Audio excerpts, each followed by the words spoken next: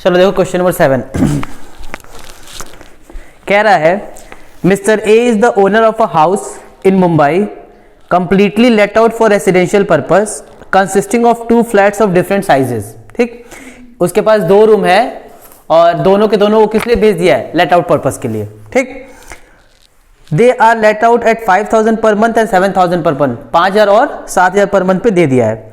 Municipal value of the house is 96,000। The rate of municipal tax is 15% per annum. The other particulars of the houses are as under. The house is newly constructed. Construction was completed on 1st April 2015. ठीक, 1 अप्रैल 2015 को complete हुआ है। Interest on loan 1 lakh taken on 1st April 2012 at the rate 10% per annum to construct the house is rupees 10,000 for the year. Interest for the preceding 3 years were also paid but not claimed as deduction. उसके पहले का भी उसने पे किया है लेकिन अभी उसको डिडक्शन के लिए क्लेम नहीं किया है। The second flat was vacant for 3 months during the year. Collection charges claimed by him were 700 but actual expenses were 500 for the year. Compute his income from house property for the assessment year 2020-21. यही है ना। पहले तो एक important note डाल लो या समझ लो कि इंटरेस्ट ऑन लोन जो होता है वो हमने पढ़ा था कि ड्यू बेसिस पे होता है। ठीक, और दूसरा हमने बोला था कि वो आपको मिलेगा ही मिलेगा चाहे आप क्लेम करो या ना करो। तो वो बोल रहा है कि उसने डिडक्शन के लिए क्लेम नहीं किया है तो हमको उससे मतलब नहीं, हम उसको डिडक्शन दे देंगे। इतनी बात समझ में आई? ठीक, तो चला देखो सबसे पहले हमारा होगा topic income from house property. Income from house property, दोनों लेट आउट है ना। तो हमारे पास 2 यूनिट है।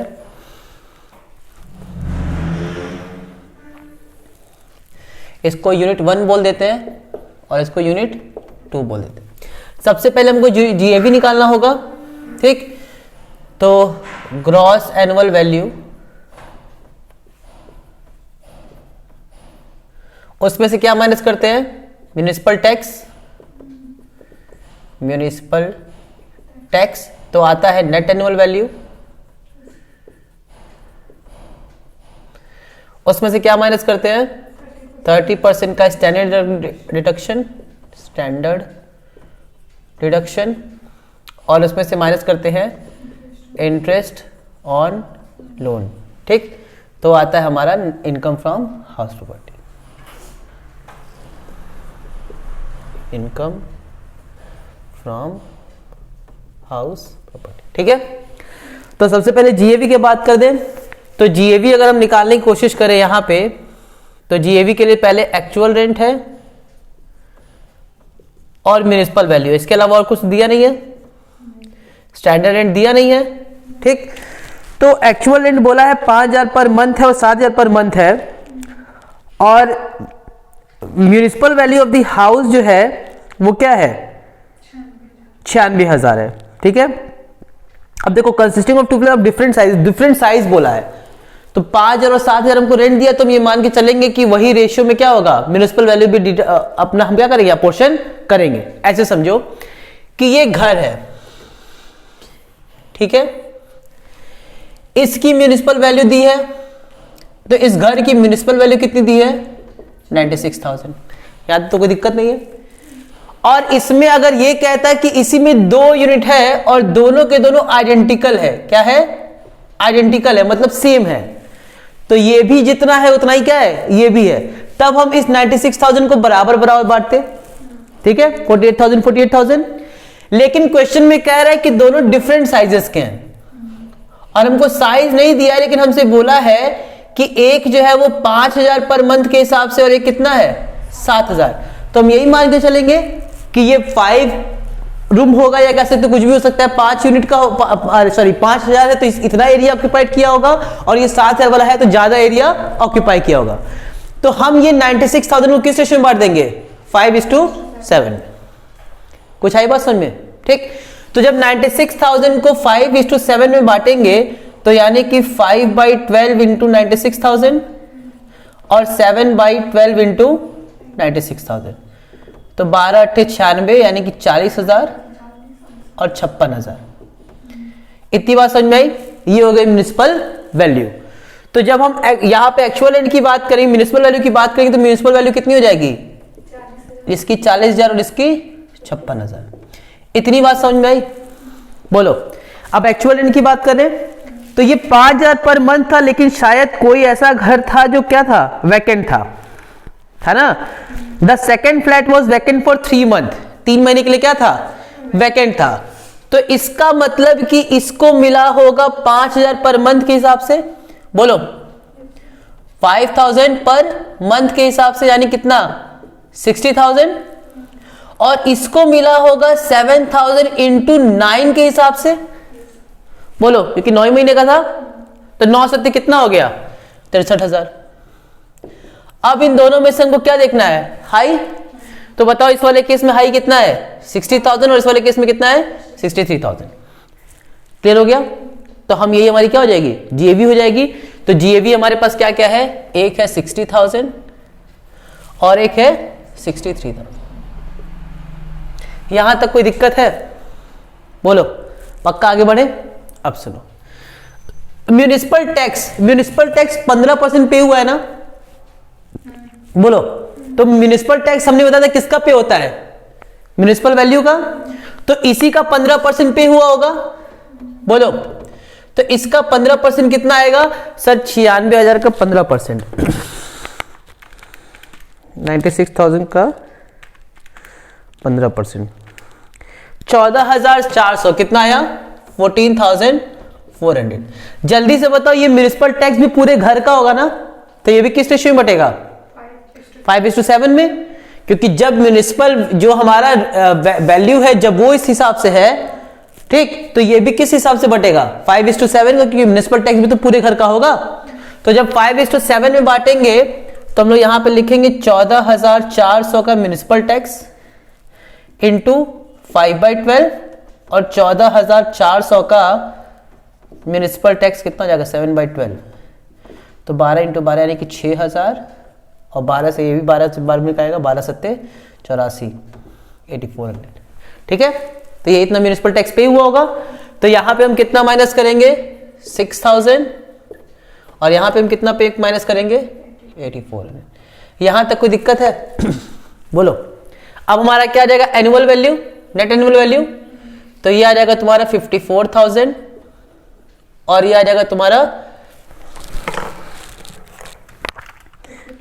63,000 माइनस 8400, 54,600 ना? ठीक। अब इसी का 30% रिडक्शन होगा, तो इसका 30% आएगा तुम्हारा 16,380,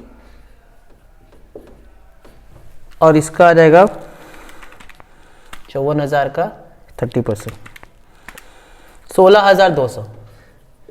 इतना तक तो हो गया। अब इंटरेस्ट और लोन की बात कर लेते हैं। कह रहा है कि the house is newly constructed, construction was completed on 1 अप्रैल 2012। ये दिया है ना? तो हम लोग इंटरेस्ट और लोन की वर्किंग कर लें। ठीक, तो इंटरेस्ट और लोन की वर्किंग देखो।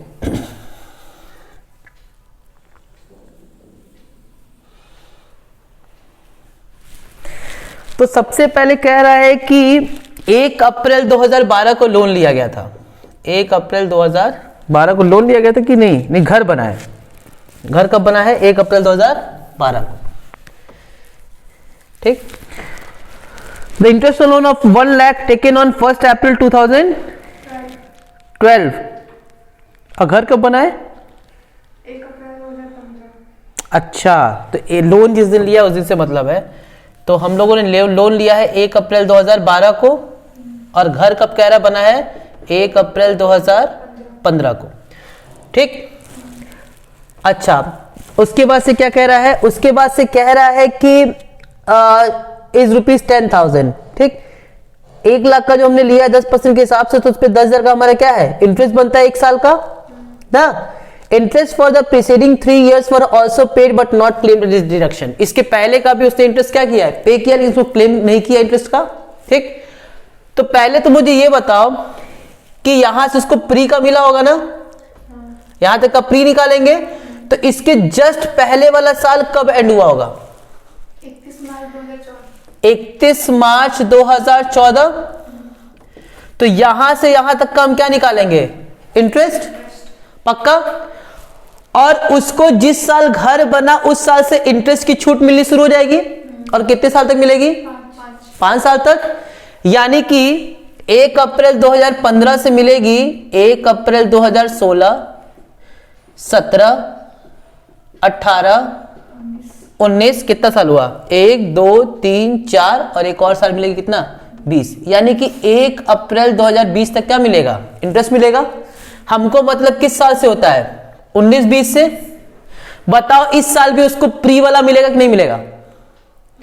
मैंने बोला था 5 साल तक मिलता है। यानी कि पहले तो प्री कंस्ट्रक्शन का क्या निकालेंगे? इंटरेस्ट। तो जो प्री कंस्ट्रक्शन का इंटरेस्ट निकला होगा वो आने वाले कितने साल तक मिलता है? 5 साल तक। तो और वो कब से शुरू करते हैं? जिस साल घर बना होगा उस साल से। तो इस साल से घर बना है तो बताओ इस साल हम पहली बार दिए होंगे, फिर इस साल हम दूसरी बार, इस साल हम तीसरी बार और इस साल हम चौथी बार और फिर इस साल भी तो देंगे। तो 19-20 में भी इसको मिलेगा नहीं मिलेगा इंटरेस्ट? इतनी बात समझ में आई? यानी कि प्री वाला जो हम इंटरेस्ट निकालेंगे वो इस साल भी उसको मिलेगा। तो पहले तो हम निकाल लेते हैं 1 लाख का था लोन, 10% के हिसाब से इंटरेस्ट। तो जरा बताओ 1 लाख का 10% कितना हो जाएगा? 10,000। कितना साल हुआ ये? 1 साल 13 और 1 साल 14, यानी कि 12 महीने और 12 महीने। यानी कि 1 लाख पे 10% इंटरेस्ट कितने साल के लिए? 2 साल। यानी कि 10,000 1 साल का तो 20,000 2 साल का। इतनी बात समझ में आई? बोलो 20,000 जो है वो पूरे 5 से डिवाइड होगा, यानी कि हर साल कितना मिलेगा? 4,000। तो 4,000 यहां मिला होगा, 4,000 यहां मिला होगा, 4,000 यहां, 4,000 यहां पे और 4,000 यहां पे। इतनी बात समझ में आई? ये केवल और केवल किसकी बात हुई? अभी प्री की बात हुई है। पोस्ट की तो बात ही नहीं हो रही है। ये भी सिर्फ किसकी बात हुई है? प्री की। यानी कि प्री में 4K मिलेगा। जल्दी से बताओ अगले साल ये 4K की छुट्टी मिलेगी? 4,000 की नहीं। क्यों? 5 साल कंप्लीट हो गया। इतनी बात समझ में आ गई? यानी कि प्री में हमको कितने की छूट मिल जाएगी? 4,000 की। अब आगे देख लेते हैं।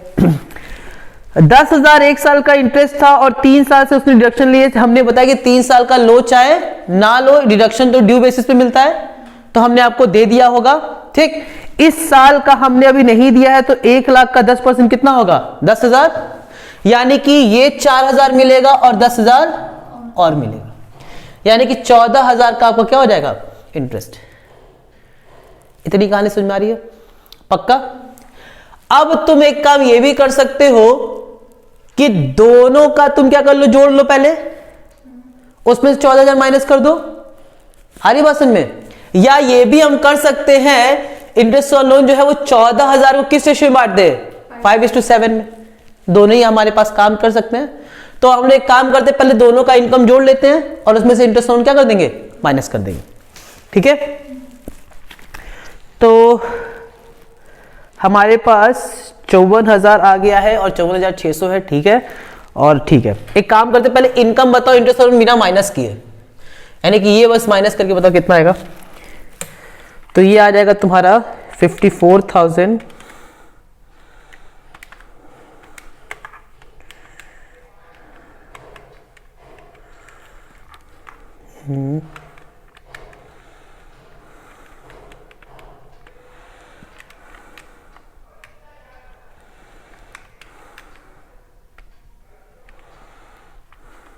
54,000 माइनस 16,200, ये आएगा 37,800।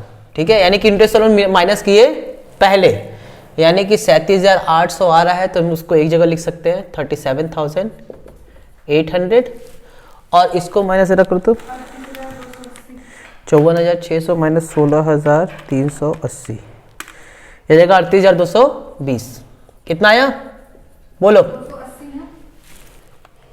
ये तो 80 है ही ना, तो माइनस करने 20 आएगा ना, तो प्लस 37,800, ये आएगा 76,020।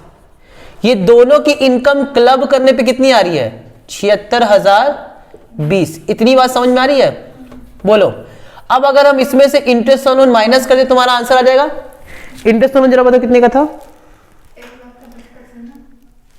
14,000 निकाले थे ना, 10,000 ये और 4,000 वो, यानी कि इसमें से कितना माइनस हो जाएगा? 74,000, सॉरी 14,000। ये आ जाएगा 76,020 माइनस 14,000। कितना आंसर आ रहा है? 60,020। 10,000 माइनस किया है। नहीं 10,000 क्यों होगा?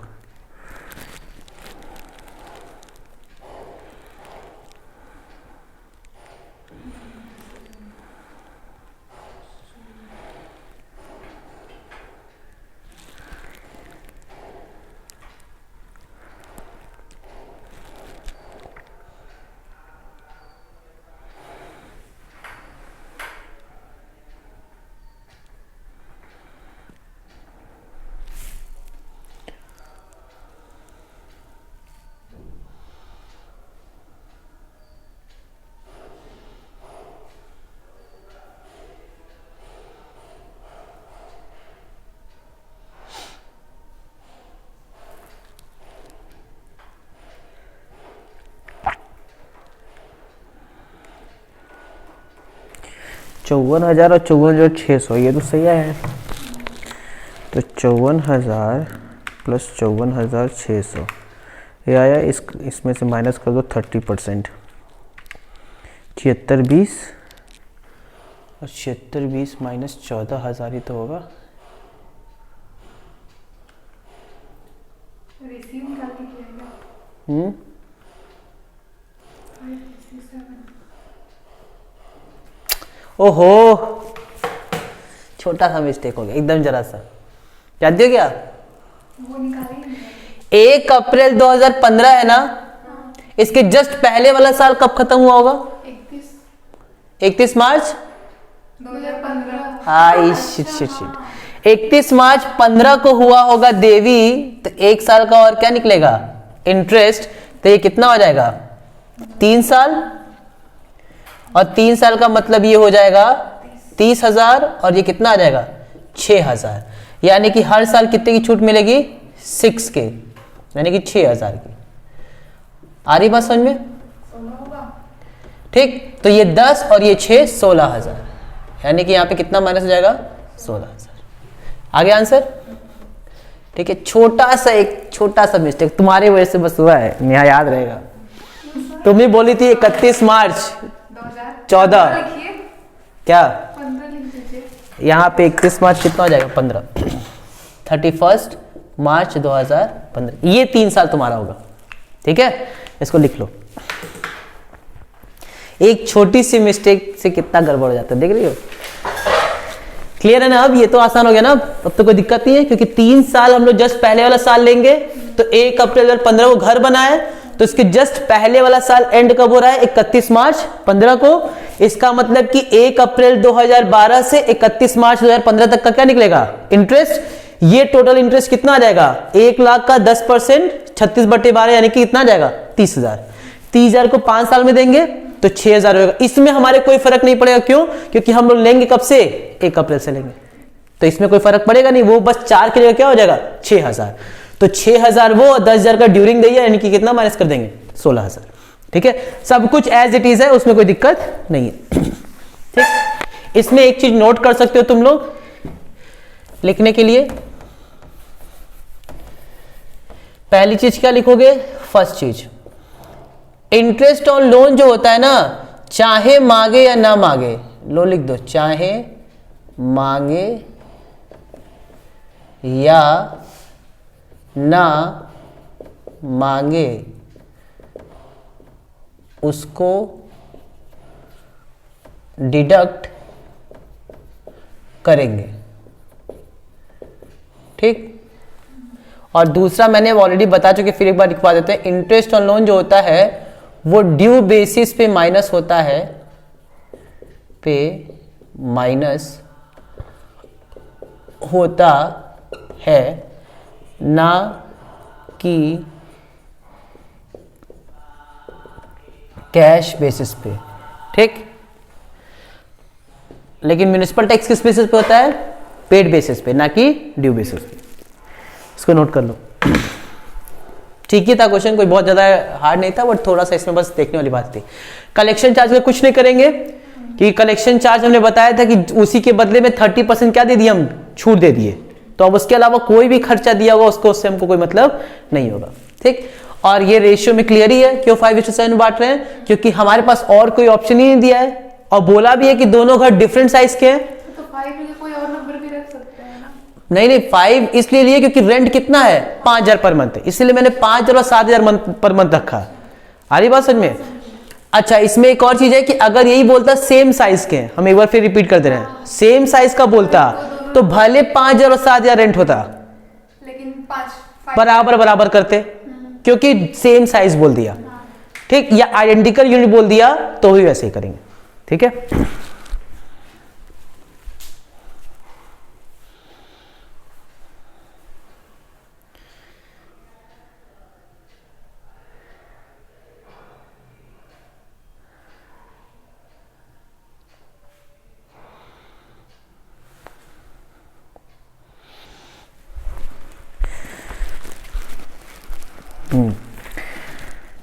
देखो, mister Naresh Kumar owns a big house consisting of 2 unit. ठीक है, कंस्ट्रक्शन कंप्लीटेड ऑन 1 जुलाई 2014।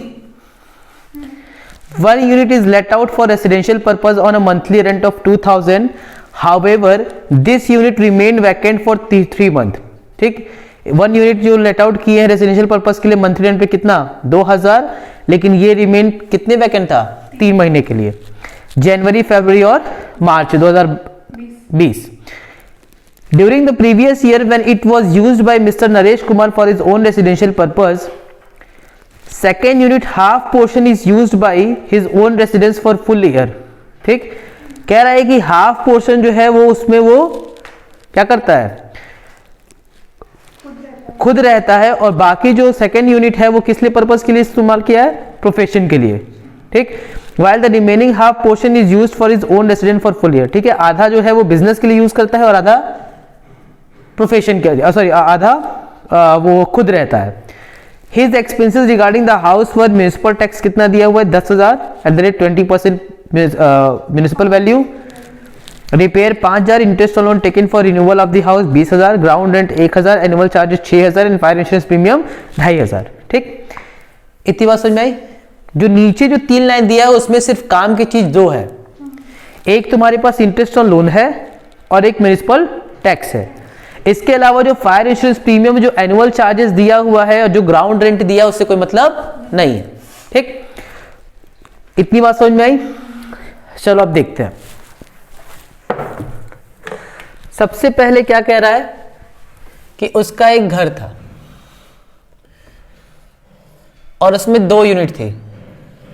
ठीक, ये घर था और उसमें क्या थी, 2 यूनिट थी, और इसका घर जो कंप्लीट हुआ है, कंस्ट्रक्शन वो किस दिन हुआ है, 1 जुलाई 2014। कंस्ट्रक्शन कंप्लीट हुआ है 1 जुलाई 2014 को।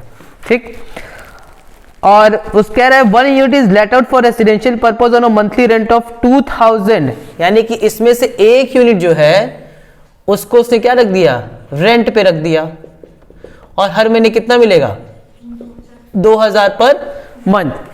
लेकिन इसके साथ दिक्कत क्या है कि ये वैकेंट था 3 महीने, यानी कि वैकेंसी लॉस, तो वैकेंसी लॉस जो होगी वो 3 महीने की थी, यानी कि 2,000 इंटू 3, तो 6,000 वैकेंसी लॉस हो गया, और 2,000 गुणे 12 यानी कि 24,000। तो हम लोग 24,000 में से 6,000 क्या कर देंगे, माइनस, यानी कि हम लोग सिर्फ कितना लेंगे, 18,000। या तो ऐसे 18,000 लो, या 12 महीने से 3 महीने खाली था तो सिर्फ 9 ही महीने का लेंगे, 2,000 इंटू 9। तुम्हारी इच्छा किसी भी तरीके से कर सकते हो। ठीक है, तो रेंट तो हमारा 18,000 निकल गया। When it was used by Mr. Naresh for his own residential purpose। ठीक, second unit half portion is used by Mr. Naresh Kumar for the purpose of his profession। जो सेकेंड यूनिट है, ठीक, पहले unit की बात नहीं कर रही है, तो क्या हो गया, लेट आउट। जो सेकेंड यूनिट था जिसको वो सेल्फ ऑक्यूपाइड के लिए यूज करता था, उसमें से भी आधा वो क्या कर दिया, बिजनेस के लिए इस्तेमाल करता है। और वो बिजनेस कौन करता है, वो खुद करता है। ठीक, और बाकी आधे में क्या करता है, रहता है। इतनी बात समझ में आएगी नहीं? एक घर में 2 यूनिट, ठीक, एक को उसने क्या कर दिया, लेट आउट कर दिया इस बेसिस पे, और बाकी जो दूसरा यूनिट था उसका भी आधा वो खुद रहता है, पूरे साल भर रहा है, और आधे में वो क्या करता है, बिजनेस करता है। याद करो एक दिन हमने ये बताया भी था कि अगर आपके पास 4 यूनिट है, ठीक, एक जिसमें आप लेट आउट किए हो तो ये हाउस प्रॉपर्टी है, एक जो सेल्फ ऑक्यूपाइड है वो भी हाउस प्रॉपर्टी है, एक जिसमें आप बिजनेस करते हो वो हाउस प्रॉपर्टी नहीं है, और एक जिस पे आप बिजनेस नहीं करते बल्कि आपने उसको किराए पे दिया है, और जो जिसको किराए पे दिए हो वो बिजनेस करता है, ठीक, तो भी ये क्या कहलाएगा, हाउस प्रॉपर्टी। ठीक, तो इसमें हम उसको किराए पे नहीं दिए हैं, हम खुद बिजनेस करते हैं, यानी कि वो ये वाला केस नहीं, वो कौन सा वाला केस है, ये वाला केस है, और इस वाले केस ये जो भी इनकम होगी वो इनकम फ्रॉम हाउस प्रॉपर्टी में नहीं आएगी। इतनी बात समझ में आई? यानी कि ये जो पोर्शन है बिजनेस वाला, उससे तो हमको कोई मतलब है ही नहीं। क्यों? क्योंकि वो तो हम किसके लिए यूज कर रहे हैं, बिजनेस के लिए। ठीक, इतने का हम निकालेंगे इनकम फ्रॉम हाउस प्रॉपर्टी, और सेल्फ ऑक्यूपाइड में हमने बताया था कि एनएवी क्या होती है, 0 होती है, तो इसके लिए भी हमको सोचना नहीं है। काम खत्म। नीचे क्या कह रहा है, नीचे कह रहा है क्वेश्चन में कि म्युनिसिपल टैक्स तो पूरे घर का पे हुआ होगा ना, बोलो पूरे घर का 10,000 हुआ होगा, तो बताओ इससे हमको कोई मतलब है सेल्फ ऑक्यूपाइड वाले से? नहीं। जो बिजनेस के लिए इस्तेमाल किए वो उससे भी नहीं, यानी कि हमको म्युनिसिपल टैक्स सिर्फ कितने घर का लेना है, आधे घर का, तो जो 10,000 का पूरा म्युनिसिपल टैक्स होगा वो सिर्फ कितने घर का लेंगे, आधे घर का। इतनी कहानी समझ में आई? अच्छा, फिर कह रहे हैं कि म्युनिसिपल टैक्स पे किया गया है 10,000, जो कि 20% है किसका, म्युनिसिपल वैल्यू का है। तो इस क्वेश्चन में मान के चलो कि म्युनिसिपल वैल्यू हिडन है। क्यों? क्योंकि कह रहा है कि हमने म्युनिसिपल टैक्स जो पे किया है वो 10% है किसका, म्युनिसिपल वैल्यू का, सॉरी 20% है किसका, म्युनिसिपल वैल्यू का। तो भले इस क्वेश्चन में म्युनिसिपल वैल्यू नहीं दिया है, लेकिन इसमें म्युनिसिपल वैल्यू क्या है, हिडन तौर पे है, कहीं ना कहीं क्या है, छुपी हुई है। अब छुपा कैसे है, म्युनिसिपल टैक्स की वैल्यू कितनी है, 10,000, जो कि कितनी है, 20% ऑफ म्युनिसिपल वैल्यू, तो म्युनिसिपल वैल्यू क्या हो जाएगा, 10,000 इंटू 20 बटे में 100, ये होगा, नहीं सॉरी उल्टा कर दी, सॉरी उल्टा हो गया, 10,000 बटे में 100, सॉरी 10,000 बटे में 20 इंटू 100, ये होगा। ठीक है, तो इसकी वैल्यू कितनी आ जाएगी सर, ये कट पुट के आ जाएगा आपका 50,000। कितनी आ जाएगी, 50,000। ये तुम्हारी बताओ म्युनिसिपल वैल्यू पूरे घर की है ना, बोलो हमको किससे मतलब होगा, आधे से, तो 50,000 का आधा कितना हो जाएगा, 25,000, यानी कि इस वाले घर की म्युनिसिपल वैल्यू कितनी आ जाएगी, 25,000। इतनी कहानी समझ में आ रही है? ये हमें निकालना पड़ेगा। क्यों? क्योंकि इसी को हम कंपेयर किससे करते हैं, एक्चुअल रेंट से। इतनी कहानी समझ में आ रही है? बोलो। अब देखो बड़ी मजेदार बात बताने जा रहे हैं, जो तुम लोगों को केस एक बार बहुत पहले आया, जो तुम लोग पूछ रहे थे, तो हमने बताया था कि वैकेंसी लॉस के केस में क्या बता दे, बता तो, वैकेंसी लॉस के केस में क्या करते हैं, जीएवी निकालते समय म्युनिसिपल वैल्यू और fair value which ever is high, जो आएगा उसको बोलते हैं एक्सपेक्टेड रेंट 1, उसको किससे कंपेयर करते हैं, स्टैंडर्ड रेंट से, विच एवर इज लेस या लो, वो क्या आता है, एक्सपेक्टेड रेंट 2, और उसको फिर कंपेयर करते हैं एक्चुअल रेंट से, विच एवर इज, तो आ रहा है मेरा जीएवी। यही पढ़े थे ना। लेकिन हमने कहा था कि अगर वैकेंसी लॉस हो गई, तो उस केस में अगर मेरा वैकेंसी लॉस की वजह से मेरा एक्चुअल रेंट क्या आता है, कम आता है, तो उस केस में हम एक्चुअल रेंट को क्या मान लेते हैं, जीएवी मान लेते हैं। कुछ याद आ रहा है? अब इसमें वैकेंसी लॉस हो रही है ना, बोलो, तो वैकेंसी लॉस की वजह से कितना आ रहा है, जो कि 25,000 से क्या है, कम है, तो इस केस में तो हम एक्चुअल रेंट ही ले लेते।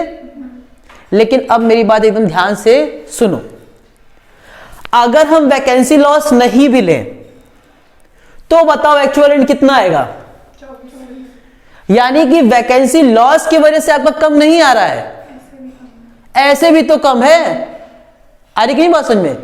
अगर यही 2500 होता तब हो सकता है आपका 30,000 आता, ठीक। 3 महीना नहीं था तो आपका 22,500 आता, मतलब तब हो सकता है कम आता। जैसे फॉर एग्जांपल अगर ये 2000 की जगह कितना करते 3000, तो बताओ 3000 है और हमको कितने महीने लेना है 9, सॉरी 2500 करते हैं, 3000 नहीं, कितना करते हैं 2500, 2500 इंटू 9 यही करते, तो ये कितना आता 22,500। अब 22,500 किससे कंपेयर करते हैं? तो इसमें ये लेस आ रहा है और वैकेंसी लॉस की वजह से कम आ रहा है, तो हम इसको लेते, ठीक। आ रही नहीं बात समझ में? लेकिन अगर हम वैकेंसी लॉस को हटा भी दे, यानी कि इस केस में अगर हम वैकेंसी लॉस को ना लेकर के पूरी रेंट की बात करें, तो पूरी रेंट भी तो इससे क्या आ रही है, तो उस केस में क्या ले लेंगे? म्युनिसिपल वैल्यू ही लेंगे, विच एवर इज हाई। आ रही बात समझ में? एकदम ध्यान से मेरी बात सुनो, फिर बता रहे। वैकेंसी लॉस के केस में हम तब लेते हैं एक्चुअल रेंट कम, जब जो टोटल रेंट है वो भी हमारा कम आ रहा है और वैकेंसी लॉस की, सॉरी, वो ज्यादा आ रहा है लेकिन वैकेंसी लॉस की वजह से वो क्या हो गया, कम हो गया, तब हम एक्चुअल रेंट लेते हैं। लेकिन अगर हमारा ये पहले से ही कम आ रहा है तो उस केस में क्या ले लेंगे? हाई वाला ही लेंगे। इतनी बात समझ में आई? पक्का? तो यहां पे हमारा एक्चुअल रेंट कितना हो जाएगा? 25,000 हो जाएगा, ठीक। लेकिन अगर यही 2500 का एग्जांपल लेते तो 2500 वाले केस मेरा कितना आता? 2500 इंटू 12 कितना हो गया? 30,000। बोलो, तो एक्चुअल रेंट और municipal rent whichever is higher, तो हायर 30,000 हो रहा था तो हम 30,000 ही लेते, लेकिन वैकेंसी लॉस की वजह से क्या आया? कम आया, तो हम क्या ले लेंगे? 22,500 ले। कहानी को समझ में आ रही है? एकदम ध्यान से समझ लो, ठीक। तो इसीलिए कह रहे हैं कि इस वाले केस में सर आपने बताया था कि जब कभी वैकेंसी लॉस होगा तो हमेशा क्या लेंगे? Actual rent. तो जरूरी नहीं है हर केस में हो, जैसे इस केस में नहीं हो रहा है, क्योंकि हम उसको कंपेयर करते हैं किससे? एक्चुअल रेंट से। कहीं एक्चुअल रेंट ही ना कम आ रहा हो, तो अगर वो कम आ रहा होगा तो हम क्या लेंगे? हाई लेंगे। अरे बस समझ में? या एक काम ये कर सकते हो और तुमको एकदम ब्रह्मास्त्र दे रहे, ठीक। क्वेश्चन में भूल जाना कि वैकेंसी लॉस भी है, क्या कर जाना? भूल जाना वैकेंसी लॉस भी है। दोनों को कंपेयर कर लेना, जो हाई होगा उसको ले लेना। क्या बोले? तो भूल जाएंगे कि वैकेंसी लॉस भी है, जो दोनों में से हाई होगा वो। अब अगर हम भूल जाएंगे तो बताओ 2500 पर मंथ इंटू 12 कितना हो गया? 30,000। और ये कितना है? 25,000। हायर क्या है? 30,000 ले लेंगे। अब बताओ कितने महीने का वैकेंसी लॉस था? 3 महीने का। तो इसमें से 7500 क्या कर देंगे? माइनस कर देंगे, तो कितना ले लेंगे? 22,500। काम खत्म, कोई दिक्कत? ठीक, चलो। तो ये हमारे इस केस में हमारे पास 25,000 है, तो यही हमारी क्या हो जाएगी? GAVB हो जाएगी। इतनी कहानी समझ में आ रही है? बोलो। तो अब हम बनाए इनकम फ्रॉम हाउस प्रॉपर्टी, ठीक। इसको अब हम लोग यहाँ से कोई काम नहीं, इसको हटा देते हैं। इसको तो हम एग्जाम्पल के तौर पर बताया, इसको भी हटा दो बस। अब जरा मुझे बताओ, छोटा सा बस हम बनाएंगे, फट से बन जाएगा। सबसे पहले तो हमको 2 घर है ना, ऐसे तो है 3 यूनिट, लेकिन बिजनेस वाले से तो कोई मतलब है ही नहीं, तो हम सिर्फ 2 लेके चले। एक कौन सा? लेट आउट, और एक कौन सा? इसकी GAV में हमने साथ निकाल दी है। GAV इसकी कितनी आ गई? 25,000। और इसकी तो GAV कुछ होती नहीं है। इसमें से क्या माइनस करेंगे? Municipal tax. म्युनिसिपल टैक्स 10,000 पूरे घर की थी, आधा लेंगे। आधा कितना आ जाएगा? 5,000। यानी कि ये कितना हो जाएगा? 20,000। इसमें से म्युनिसिपल टैक्स माइनस होगा नहीं, तो ये नहीं ले जाएगा, ठीक। इसमें ये हमारा क्या आया? NAV। इसमें से क्या माइनस करेंगे? 30% का स्टैंडर्ड डिडक्शन। तो बताओ 20,000 का 30% कितना होगा? 6,000। और यहां पे भी कुछ नहीं। बोलो, इंटरेस्ट और लोन माइनस होगा। इंटरेस्ट जरा बताओ कितना दिया है? 10,000 नहीं, 20% है ना, कुछ दिया ही नहीं है। इंटरेस्ट और लोन निकले last, taken for renewal of the house 20,000। 20,000 दिया ना, तो 20,000 पूरे घर का लिया होगा, तो 10,000। 10,000 तो लेंगे लेंगे, लेकिन इसका भी तो लेंगे ना interest on loan. Self occupied के केस में भी तो इंटरेस्ट ऑन माइनस होता है। यानी कि 10,000 इसका हो गया और 10,000 इन पूरे का मिला के हुआ ना। इस 10,000 में हम फिर कितना लेंगे? सिर्फ सेल्फ ऑक्यूपाइड का 5,000। यानी कि हम यहां पे माइनस करेंगे इंटरेस्ट ऑन लोन, कितना कितना, इस वाले केस में 10,000 माइनस करेंगे और इस वाले केस में सिर्फ कितना 5,000। अब कुछ कहानी समझ में आ रही है? ये तुम्हारा आ जाएगा 16,000 माइनस करोगे तो 4,000 की इनकम आएगी ना, और ये 5,000 का क्या है लॉस। जब इन दोनों कंपेयर करोगे तो 1,000 का क्या आ जाएगा लॉस। कहानी खत्म भाई। 4,000 की इनकम, उसमें से 5,000 का लॉस, तो 4,000 में से 5,000 माइनस करोगे तो क्या आएगा 1,000 का लॉस। ठीक, तो यहां पे क्या लिख देंगे लॉस फ्रॉम हाउस प्रॉपर्टी। ऊपर से अगर जाएगा तो बताना कि सर ऊपर से जा रहा है, जहां कहीं भी तुमको लगे कि सर ऊपर से जा रहा है तो हम बता देंगे। पहले बताओ यहां तक में कोई समस्या है तो हम फिर बता देंगे, कोई दिक्कत नहीं है, लेकिन पूछ लो, कोई दिक्कत नहीं है। अरे वाह, तुम इतने तेज बच्चे हो कि हम क्या बताएं। आप पूछिए, कुछ हमने बताया। हाँ,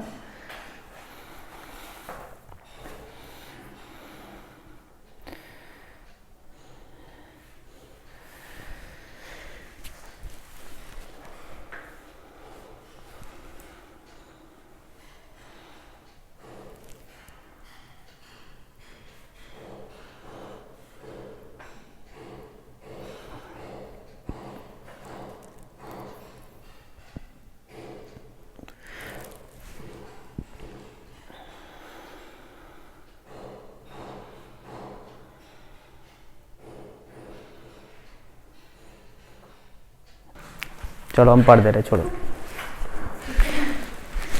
mister Abhishek owns a house at Kanpur. ठीक, municipal value of which is ₹30,000 and fair rent कितना है 35,000 per annum. During the previous year the house is used by him for his own residence from 1 April 2019 to 30th June 2019 and is let out 3,000 per month from 1st July 2019 for residential purpose. The house owner incurred the following expenses during the previous year: municipal tax 4,500, repair 6,000, fire insurance premium 4,000, land revenue 4,500, ground rent 3,000। इसमें से काम की चीज सिर्फ कौन सी है? बस, बाकी चारों हमारे कोई काम की चीज नहीं है। He took a loan of 40,000 at 18% per interest per annum for the construction of the house as on 1st April 2015. The construction was completed on 31st March 2017. No amount has been paid so far. Compute taxable income from house property for the assessment year 2021. ठीक, अब आओ देखते हैं। सबसे पहले तो मेरी बात एक ध्यान से सुनो। पहले तो 19-20 की बात कर लेते हैं। 1 अप्रैल 19 से 31 मार्च 20, यही है ना। कह रहा है कि 1 अप्रैल 2019 से 30 जून वो खुद रहा। बोलो, यही ना। तो जब ये खुद रहा तो ये क्या रहा होगा सेल्फ ऑक्यूपाइड, और इसके बाद से उसने लेट आउट कर दिया कितने महीने के लिए 9 मंथ के लिए, क्या हो गया लेट आउट हो गया, यही हुआ। और कितने 3,000 पर मंथ के हिसाब से, बोलो यही ना। याद करो उस दिन हम लोग जब केस पढ़ रहे थे तो हमने क्या बोला था, केस जब हम पढ़ रहे थे तो मैंने बताया था कि अगर घर आपने एक दिन के लिए भी लेट आउट कर दिया, क्या बोले थे,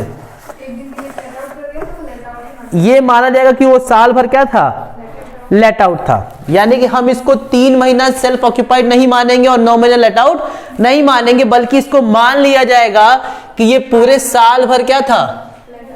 हाँ, लेकिन रेंट कितने महीने की मिली होगी 9 महीने की। यानी कि रेंट तुमको कितने का मिला है 27,000 ही मिला होगा, जो कि 3,000 इंटू क्या होगा 9। तुमको रेंट 27,000 ही मिला है, लेकिन तुम्हारा घर जो था वो कितने महीने के लिए था लेट आउट 12 महीना माना जाएगा कि 12 के 12 महीना क्या था लेट आउट था। अब जरा मुझे बताओ इसकी म्युनिसिपल वैल्यू 30,000 है और फेयर वैल्यू कितनी है। म्युनिसिपल वैल्यू बताओ, घर के तो पूरे 12 महीने की होगी ना, तो म्युनिसिपल वैल्यू कितनी दी है टोटल। तो तुम बताओ क्या करना चाहिए, इसको 30,000 गुणे 9/12 करना चाहिए कि नहीं करना चाहिए, बोलो। करना चाहिए। फेयर वैल्यू कितनी है 35,000 पूरे घर की है ना, साल भर रही होगी तो इसको भी हम लोग 9 महीने के लिए किए, तो कितने महीने के लिए करेंगे? 9/12 करना चाहिए कि नहीं करना चाहिए? बोलो करना चाहिए। क्यों करना चाहिए? अब बताओगी, नेहा बताएगी। पूरे साल का तो नहीं, मतलब 3 महीने तो नहीं रहा है ना, हाँ, तो इसलिए हम ये कह रहे हैं कि अगर हम इसको 9/12 करते हो, ये 9/12 करते तो ये कितने महीने का निकलेगा? 9 महीने का। ये कितने महीने का भी निकलेगा? इसके पहले भी हम क्या लाइन बोले हैं कि मान लेंगे कि वो पूरे साल भर लेटर तो जब पूरे साल भर लेट आउट हुआ तो तुम इसको 9 महीना क्यों करोगी? 12 से तो अमाउंट कैसे आएगा? नहीं रहा है ना, नहीं रहा। हमने अभी बोला, ध्यान से मेरी बात सुनो, मैंने बोला कि अगर साल भर में कोई भी घर एक दिन के लिए भी लेट आउट कर दिया तो ये माना जाएगा कि वो साल भर क्या था? लेट आउट था। और जितनी भी कैलकुलेशन होगी वो किसके हिसाब से होगी? साल भर के हिसाब से होगी, क्योंकि साल भर लेट आउट है। हम कहते हैं कि म्युनिसिपल वैल्यू जो थी वो 30,000 दिया हुआ है, फेयर वैल्यू दिया है वो 35,000 दिया है, तो तुम 30,000 और 35,000 को 9 महीने का निकालोगे? हम ये पूछ रहे हैं। क्यों नहीं निकालोगी? क्योंकि वो लेट आउट है 12 महीने। 12 महीने लेट आउट है।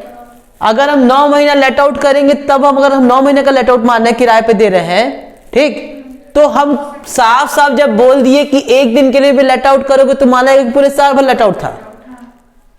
यहां पे रेंट भी साल भर का ही है, लेकिन दिक्कत क्या है कि तुमको मिला ही कितने महीने का है? 3 महीने, सॉरी 9 महीने का, तो इसीलिए हम कितने महीने का लिए? 9 महीने का। लेकिन घर की वैल्यू, म्युनिसिपल वैल्यू क्या मानी जाएगी? 3 महीने नहीं मानी जाएगी, ऐसा नहीं है, क्योंकि केस यही बोलता है कि अगर एक दिन के लिए भी लेट आउट हो गया तो वो साल भर क्या था। तो यहां पे 9 महीने 12 महीने से कोई मतलब है ही नहीं, ये सीधी सी मतलब है कि हम वैल्यू क्या लेंगे? पूरी लेंगे। अब आई बात समझ में? ठीक, तो यहां पे 9/12 और 9/12 करने का कोई मतलब नहीं बनता है, यही हमारी क्या हो जाएगी? वैल्यू हो जाएगी। ठीक, जीएवी इसका बताओ, गलत बताओगे तो इतना मार खाओगे ना आज तुम लोग मेरे हाथ से। इसकी जीएवी बताओ क्या आएगी? ये म्युनिसिपल वैल्यू, ये फेयर वैल्यू और ये एक्चुअल रेंट, इसकी जीएवी बताओ।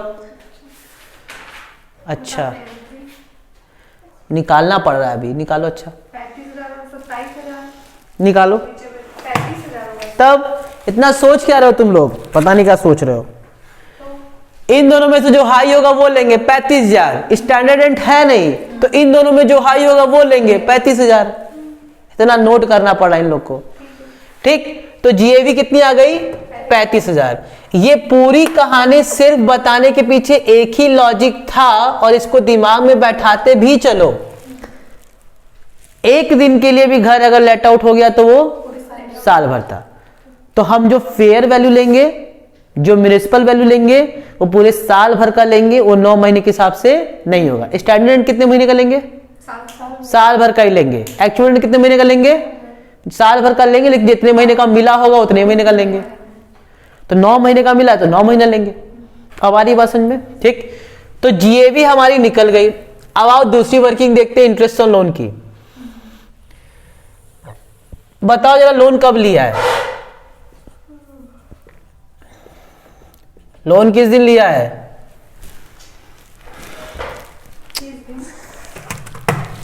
हम ही देख ले रहे हैं। He took a loan of rupees 40,000 at the rate 18% per annum for the construction of the house as on 31st March. 1 अप्रैल 2015 को उसने लोन लिया है 40,000 का। कितने परसेंट के हिसाब से? 18% के हिसाब से। यही बोला ना? घर किस दिन बना है? 31 मार्च 2017 में। 2 मिनट का समय दे रहे हमको, इसका इंटरेस्ट निकालो प्री कंस्ट्रक्शन पीरियड का। तुम लोग बोलते हैं वही हम करेंगे, पहले क्या करें? उसके पहले भी जस्ट कीजिए। 31 मार्च 2017 है, इसके जस्ट पहले वाला साल कब एंड हुआ होगा? 1 मार्च 2016। वेरी गुड, 31 मार्च 2016। कहां से कहां तक का इंटरेस्ट निकलेगा? 15 का मतलब 1 अप्रैल 2015 से 31 मार्च 2016। 1 अप्रैल 2015 कब खत्म होगा? जल्दी से बताओ। 31 मार्च 16, यानी कि ये कितने महीना हुआ? 12 महीना। तो इंटरेस्ट कितने महीने का निकलेगा? कितनी बात समझ में आई? तो यानी कि 40,000 पे कितना परसेंट? 18% कितने महीने के लिए? 12/12, तो ये कितना आ गया? 7200। पहले हमको ये बताओ, ये 7200 प्री है कि पोस्ट है? प्री है। अब क्या करें इसके बाद? 5 से डिवाइड करेंगे। इतना मराओगी ना, 5 से क्या करेंगे? डिवाइड करेंगे। तो ये कितना आएगा?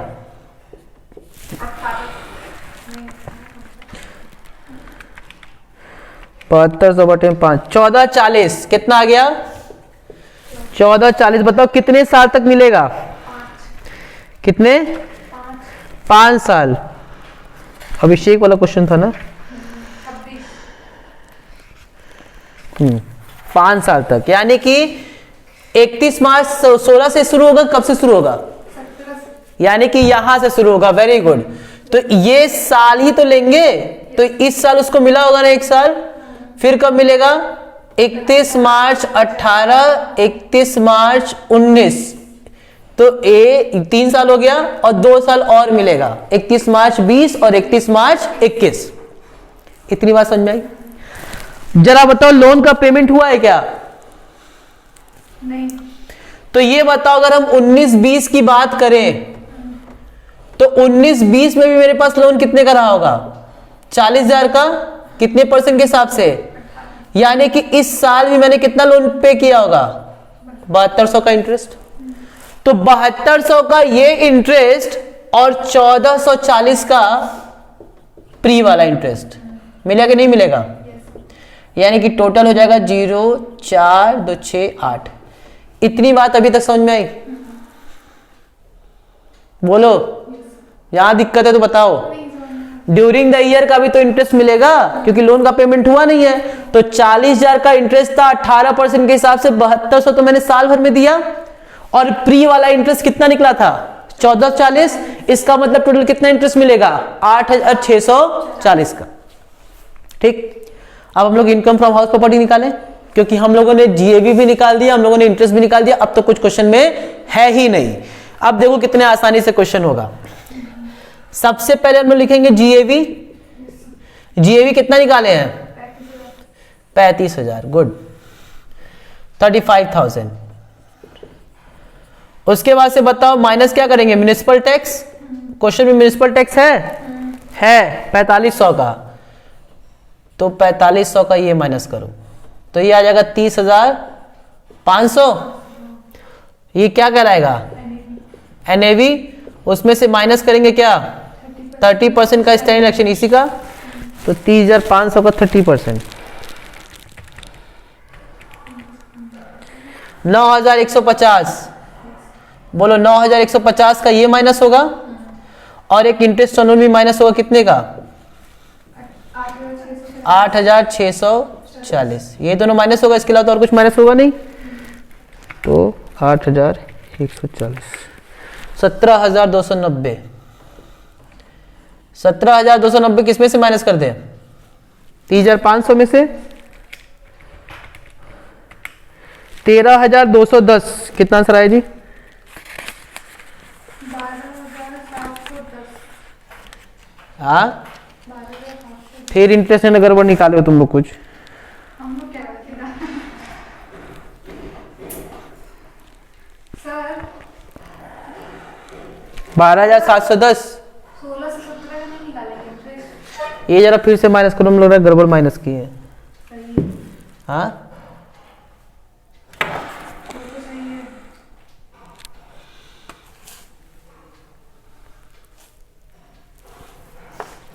इंटरेस्ट बस 1 साल का निकलेगा सर।